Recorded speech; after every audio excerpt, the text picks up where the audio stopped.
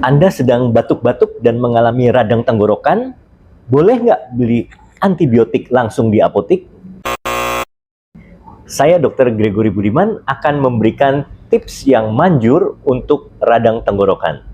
Jadi teman-teman, ketika mukosa tenggorokan kita mengalami peradangan, pertolongan pertama yang bisa kita lakukan adalah kumur-kumur air garam.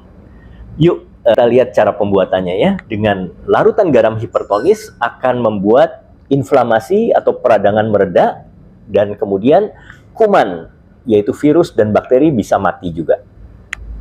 Air hangat ini ya, kemudian masukkan 2 sendok makan garam ya. Nih, 1.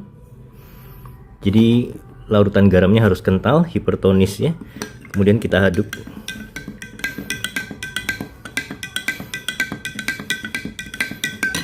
Air hangat boleh ya, atau air biasa saja juga nggak apa-apa ya. Nah, ini merupakan larutan garam hipertonis ya, kental banget ini. Nah, setelah itu kita gunakan untuk kumur-kumur.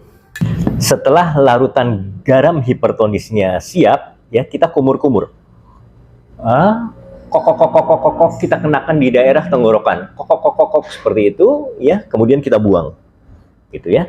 Nah, larutan garam itu yang ada di gelas itu kita simpan ya buat nanti siang, nanti malam begitu. Ya, sehari 4-5 kali ya. Setiap kali tenggorokan kita terasa gatal, nggak enak, nah kita kumur-kumur.